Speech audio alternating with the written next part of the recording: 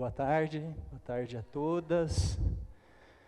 Que alegria, né, poder estar aqui com vocês. Eu fui convidado para falar no Dia das Mães e a gente tem sempre uma questão envolvida com a fala de quem fala no dia do quê.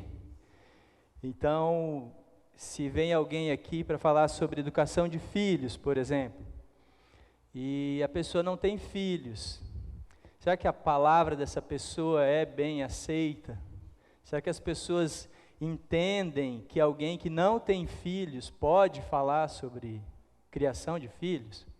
Tem alguns pastores que, por não ter filhos, resolvem nem abordar muito essa questão. Dia dos Pais, a gente convida uma mulher para pregar.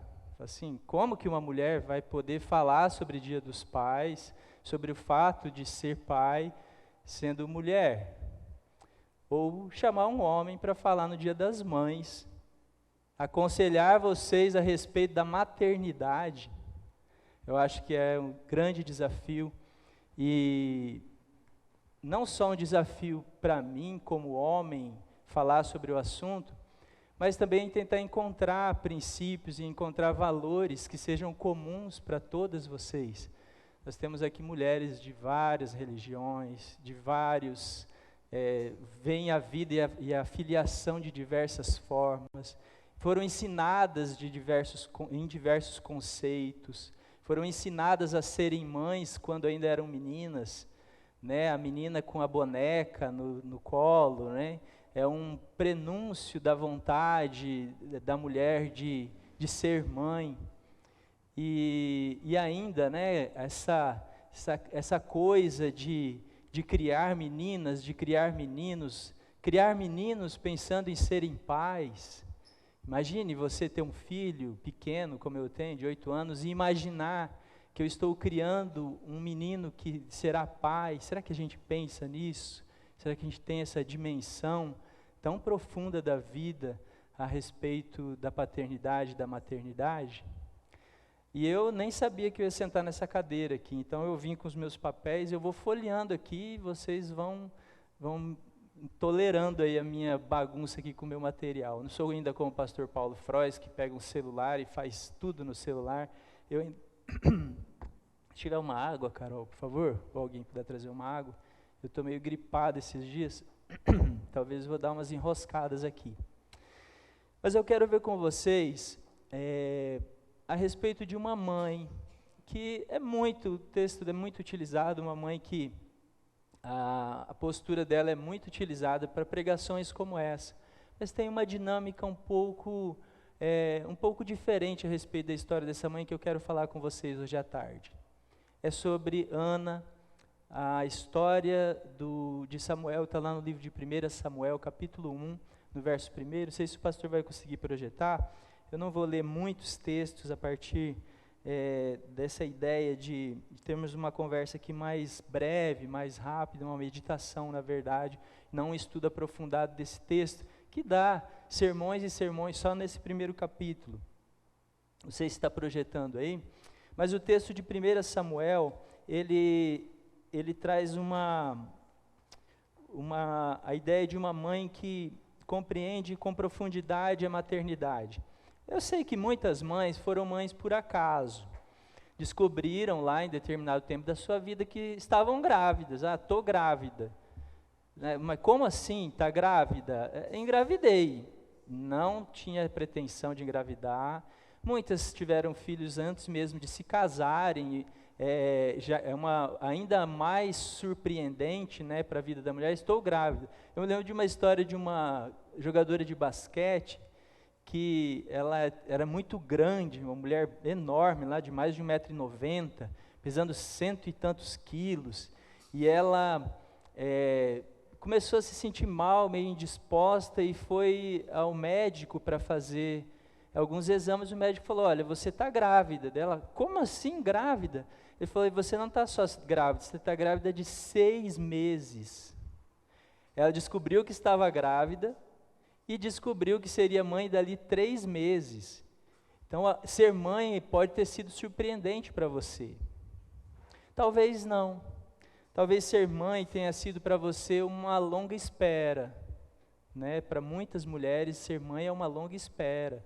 É uma espera de tratamentos, uma espera de orações, uma espera de preparação psicológica. Talvez para você tenha sido uma espera de meses, talvez de anos, talvez de uma vida inteira. E todo esse tempo, há preparação para ser mãe.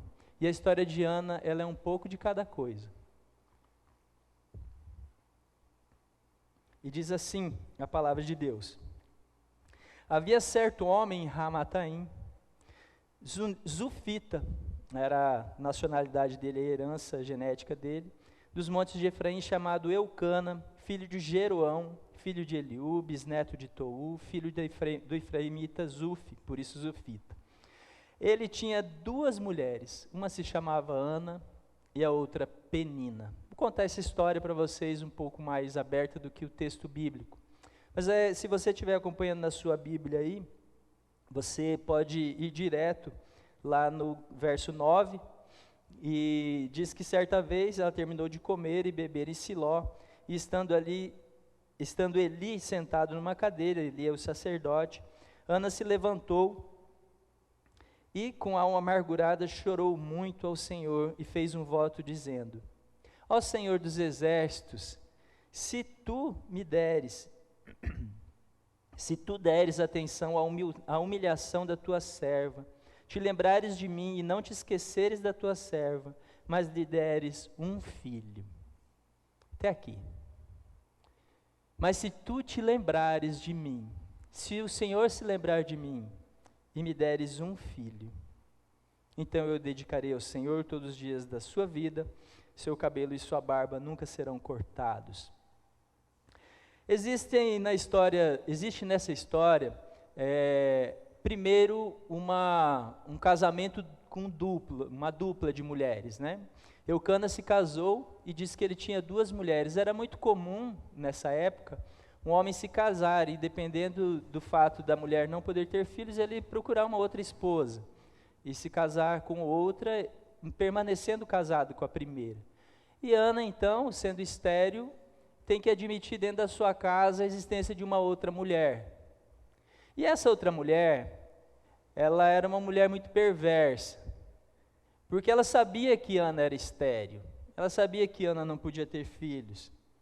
E o que a Bíblia não relata, né, quantos filhos Penina, que era essa outra mulher, tinha, mas ela tinha vários filhos. E ela debochava da Ana porque a Ana não tinha filhos. Imagine uma casa em que os filhos são considerados o maior tesouro de um homem. Aquilo de mais precioso que um homem pode ter, os seus filhos. E uma mulher que lhe dá filhos e uma mulher que não lhe dá filhos. Vocês imaginem como Ana passava os seus dias ao lado daquilo que a Bíblia chama de sua rival. Ela todos os dias via a sua dificuldade estampada na mulher que morava dentro da mesma casa que ela. E diz que todos os anos, o texto bíblico no capítulo 1, se você for ler, diz que todos os anos o Eucana juntava as 2 mulheres dele, os filhos de uma, obviamente, e partia para uma cidade chamada Siló para fazer lá uma celebração. Iam para o culto nessa igreja e lá eles sacrificavam, lá eles faziam oferendas, lá eles faziam os sacrifícios que eram exigidos do povo de Deus. E as 2 mulheres estavam lá.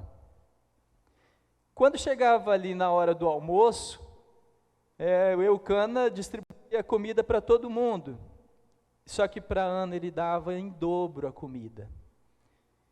E Ana via o amor de Eucana por ela, mas a dor de ser estéril não havia consolo para a dor de Ana ser estéril. Diz que ela só chorava e ela só tinha vontade que aquilo terminasse tudo e fosse embora, para que ela não passasse novamente por aquele constrangimento. Todos os anos acontecia a solenidade do Senhor. Todos os anos, eu penso que quando se chegava na época próximo ali de fazer essa viagem, para ir até Siló, eu penso que o constrangimento no coração de Ana já começava a crescer, porque vamos passar por tudo aquilo de novo. Vamos enfrentar todas aquelas situações de novo. Eu sentada, meu marido me dando o dobro do que ele dá para os outros, e eu tendo que enfrentar a Penina, e a Bíblia diz que Penina era muito cruel com Ana. Diz que, o verso 7 diz que isso acontecia ano após ano. Sempre que Ana subia à casa do Senhor, a sua rival a provocava, e ela chorava e não comia. Eucana, seu marido, lhe perguntava: por que você está chorando? Por que não come? Por que está triste? E ela só sabia chorar e se lamentar pelo fato de não ser mãe. Mas Deus a deixou estéril. Deus a levou a essa condição de não ter filho. O próprio texto bíblico diz que Deus a fez estéril. Não era um problema dela, não era um problema, a gente não sabe se era um problema físico, de ovulação, do que quer que seja. O fato é que Deus a deixou assim. Constrangimento de muitas mulheres estéreis do nosso tempo. Constrangimento de Ana e a dor de Ana é a dor de muitas mulheres do nosso tempo. Talvez você conheça uma, talvez você conheça algumas. Talvez você se lembre agora daquelas que por alguma razão médica, clínica, não tiveram filhos. Talvez você se lembre agora de uma amiga, de alguma parente, que por não se casar ou não quis, não se casando, não ter uma produção de filho independente, ou se tornar uma mãe, independentemente de ser casada, optou por isso, e a idade chegou, a menopausa chegou, e elas não se tornaram mães. A dor de Ana talvez seja uma dor de que quando ela chegava no tempo de ir até o lugar de sacrificar, o constrangimento se abatia sobre ela. Talvez muitas mulheres hoje, quando chega o dia das mães, elas têm que lidar com as perguntas que são feitas para elas de forma dura, como se talvez elas fossem culpadas por aquilo que elas estão vivendo. E a dor no seu coração nessa época é a dor de uma mulher que resolve se derramar aos pés do Senhor com tamanha aflição. E tantas mulheres que têm uma Penina do seu lado também, né? Mulheres que resolvem, com esse mesmo estilo de crueldade, tratar as mulheres estéreis ou mulheres que não tiveram filhos por alguma razão. A Bíblia diz que a maternidade, e nós vemos isso, que Penina, apesar de ter filhos, nunca entendeu exatamente o que é ser mãe. A maternidade molda as mulheres, transforma as suas vidas, lhes ensina uma espécie de amor que elas ainda não conheciam, traz para a vida delas uma doçura. E veja que eu estou aqui separando o fato de ser mãe do fato de ter filhos. Porque não é só o fato de ter filhos que transforma uma mulher em mãe, mas também não é o fato de não ter filhos que a maternidade não chega para muitas mulheres do nosso tempo. A maternidade não ensinou nada para Penina. O verso 4 diz que ela irritava, provocava e debochava da sua rival. Enquanto o verso 5 diz que Eucana certamente dava para sua esposa a porção dobrada de tudo, por ser uma mulher doce, uma mulher de oração e uma mulher companheira. Há mulheres que têm o senso de maternidade cravado no coração, mesmo sem ter filhos. Há mulheres que compreendem com profundidade a maternidade, porque um dia adotaram seus pais como filhos. Adotaram os próprios pais, adotaram o próprio marido. Por não ter filhos, adotaram os nossos filhos. Quantas mulheres que nunca tiveram filhos e que ensinaram aqui na igreja os nossos filhos a amar a Cristo?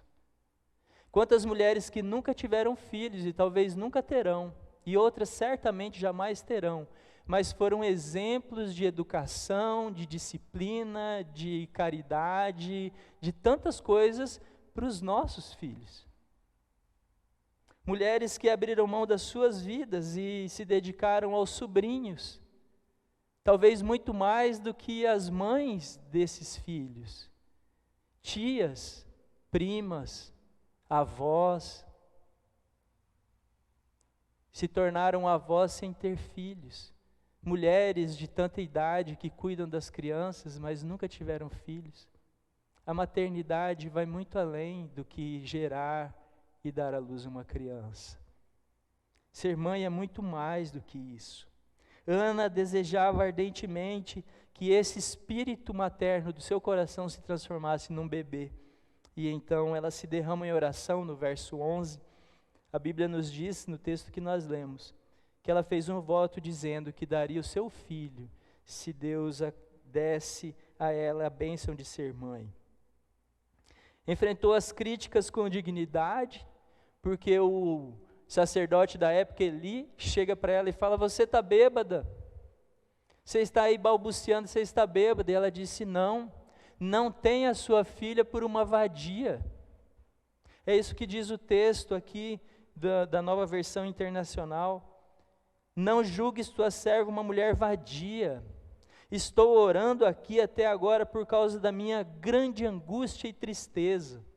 E há uma beleza aqui nesse texto, porque logo em seguida Eli certamente fica constrangido com essa palavra, com essa fala de Ana, e fala para ela: então Deus te conceda o que você quer, vá em paz. E ela diz assim: espero que sejas benevolente com a tua serva, falando com Deus. Deus, seja benevolente com a tua serva. E a Bíblia diz que então ela seguiu o seu caminho, comeu e o seu rosto já não era mais triste. Derramar-se em oração, enfrentar as críticas com dignidade e consolar-se no Senhor. Essa é a minha palavra para você, mulher, que tem o sentimento da mãe, que age como mãe todos os dias, mas que talvez Deus ainda não tenha dado um filho para você, uma criança, mas nem por isso, esse não é um dia que você possa comemorar. Eu me lembro que numa das viagens que eu fiz com a minha irmã e a minha esposa, e era um dia das mães, e eu saí de fininho do restaurante onde a gente estava e passei para comprar umas flores de uma pessoa que estava passando, e eu fui e comprei uma flor. E a minha irmã não tem filhos, minha irmã já tem 50 e poucos anos, e ela certamente não terá filhos. A maioria de vocês conhece a Rosângela.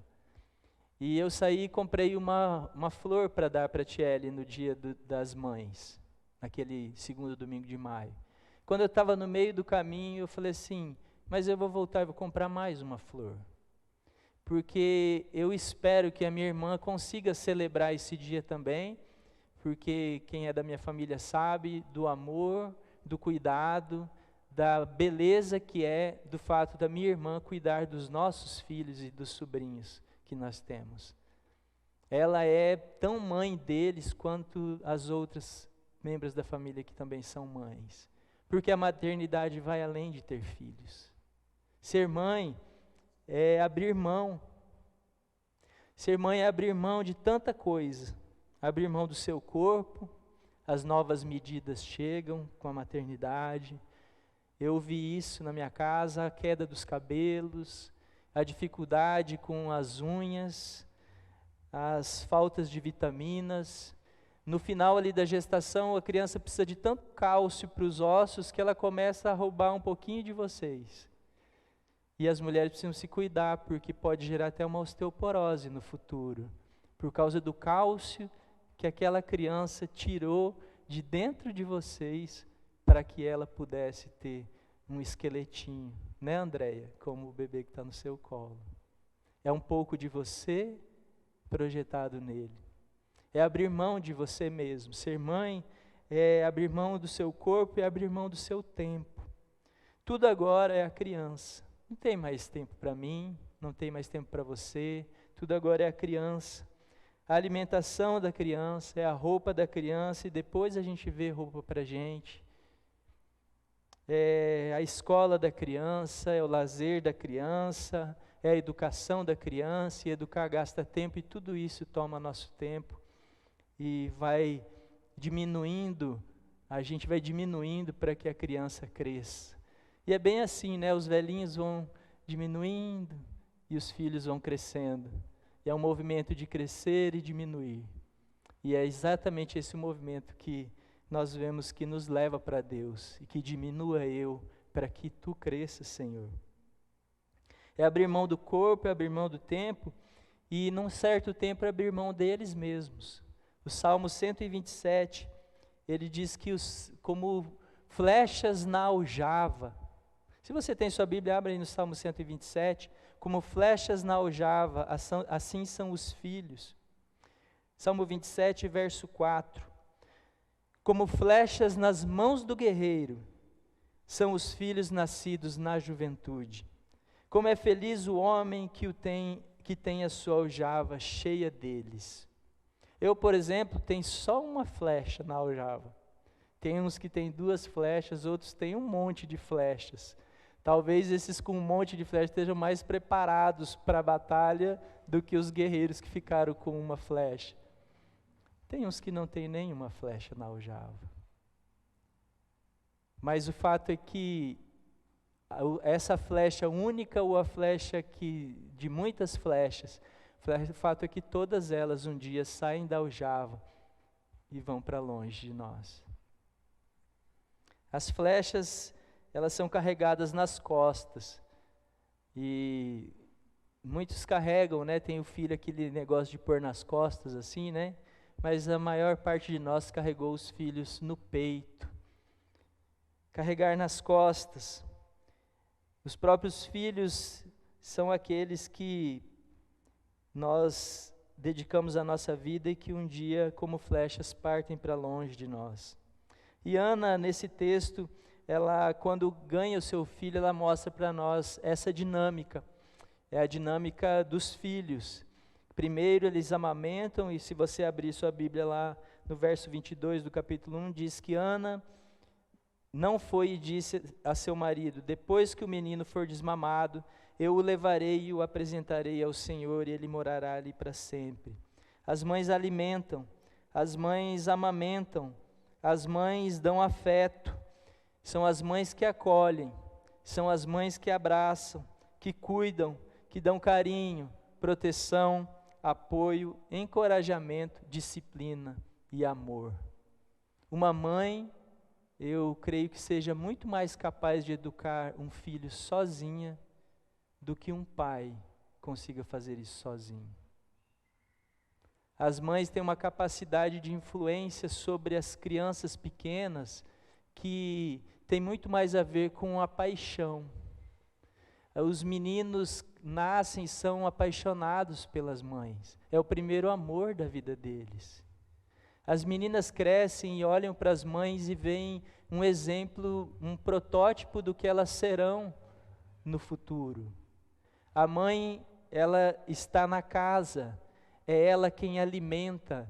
O capítulo 31 de Provérbios é maravilhoso, diz que a mulher é aquela que levanta de manhã, de madrugada, aquece todos na casa, protege, cuida, alimenta, preserva, enxuga o choro, enxuga as lágrimas.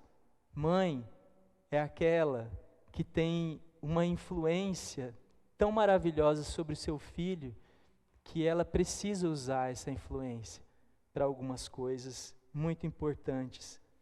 E a principal delas, certamente, é ensiná-las o caminho do Evangelho. Lançamos, como flechas carregamos nas costas, como flechas lançamos para longe. Um guerreiro não se enfeita com a sua flecha. O guerreiro carrega a flecha para lançá-la para longe. Um dia os filhos vão embora, não vão de vaneio, para tão longe. Vão para longe, como flechas que a gente lança pelo mundo, vão para São Paulo, vão para outros lugares, se distanciam.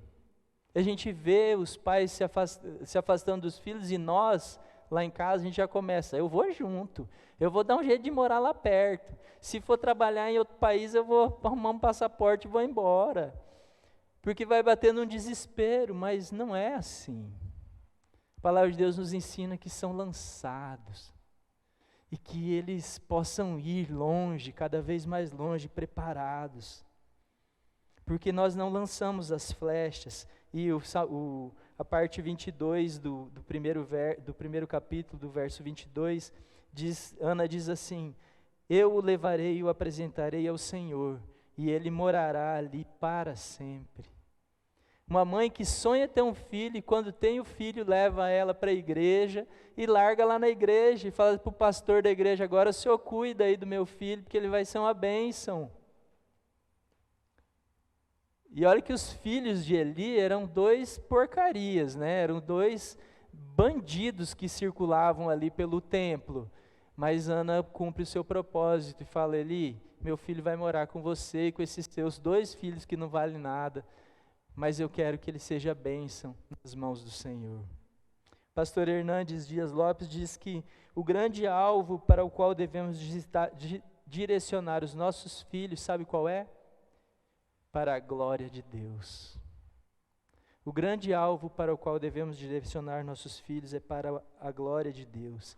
Este é o ideal maior que a própria vida, e é a vida que devemos dar pelos nossos filhos, e por esse ideal de colocarmos no coração dos nossos filhos a palavra de Deus. Eu quero finalizar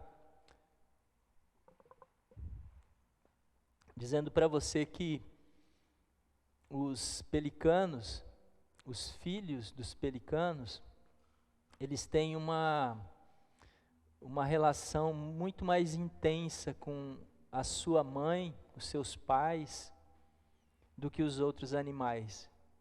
Porque, pelo que se sabe, é o único animal que, quando chega ao fim a comida, o pelicano arranca as próprias penas do peito. E ele arranca a pele do próprio peito. E o sangue que escorre do peito do pelicano é dado como alimento para os seus filhos, para os seus filhotes. O filho não vai morrer de fome enquanto a mãe, enquanto os pais estiverem por perto. E se um pelicano é capaz de dar o próprio sangue pelo seu filho, eu não posso enxergar um exemplo maior do que Jesus Cristo, que nesse abrir mão que você faz do seu corpo, esse abrir mão que você faz do seu tempo, esse abrir mão que você faz da sua vida, você não pode ter um exemplo maior do que aquele que abrir mão de si mesmo, da sua própria glória, e de que derramou o seu próprio sangue na cruz para nos salvar, para nos alimentar e para que os nossos filhos tivessem uma esperança. Os filhos precisam, para além do sangue e do alimento do dia a dia, eles precisam do sangue de Cristo derramado sobre as suas histórias, sobre as suas vidas, e que essa influência da cruz, ela seja tão vigorosa na vida dos filhos, que ainda que eles sejam como flechas lançadas para longe, nem lá mesmo eles possam se esquecer que um dia foram salvos pelo sangue derramado na cruz do Calvário. Sem o sangue de Cristo que morreu por nós, todo o nosso trabalho na educação, como pais e como mães, é inútil e tudo é vão. Que Deus, Ele nos dê condição e força para sempre contarmos essa história na nossa casa. Conta essa história, cantando assim: Cristo na cruz foi morto por mim. Que esse seja o grande ideal da maternidade, levar filhos ao conhecimento do Evangelho de Jesus Cristo. E isso por toda a vida, enquanto você viver, que os seus joelhos dobrados sejam a sua arma mais poderosa na salvação e na educação daqueles que Deus te deu. Quero orar com você, encerrando. Eu vou ficar de pé, mas você não precisa ficar de pé, não. Muito obrigado, Senhor. Muito obrigado, Deus, por esse momento. Obrigado pela história de Ana, ó Deus, que chorou a tristeza de ver, ó Pai, esterilidade na sua vida. E nesse momento eu oro por todas as mulheres que não tiveram filhos, que elas encontrem, ó Deus, nos filhos daqueles que estão à sua volta, ó Pai, a oportunidade de desenvolverem esse amor tão maravilhoso que o Senhor deu às mulheres. Te agradeço, ó Deus, pela vida dessas mulheres que aqui estão também, ó Deus, e que o Senhor deu a elas a graça da maternidade. Que elas, ó Pai, orem pelos seus filhos, os ensinem com retidão, que eles sejam flechas, ó Deus, na aljava, a sair por esse mundo e levar a Tua palavra àqueles que ainda não Te conhecem. Te peço a Tua bênção, ó Deus, sobre a minha mãe, que me ensinou, ó Pai, as grandes coisas que eu sei a respeito da maternidade, na sua simplicidade, mas no seu amor, nas conversas, no exemplo, porque nós sabemos que as palavras ensinam, mas os exemplos arrastam. E que o Senhor, ó Deus, a abençoe, dê a ela muitos anos de vida ainda, e que nós possamos, como filhos, aprender ainda mais de tudo que ela tem para nos ensinar. Obrigado, ó Deus, pela Tua palavra de hoje, obrigado por Jesus Cristo, nosso Senhor. Que o Senhor abençoe esse restante da reunião aqui, em nome de Jesus. Amém. Amém.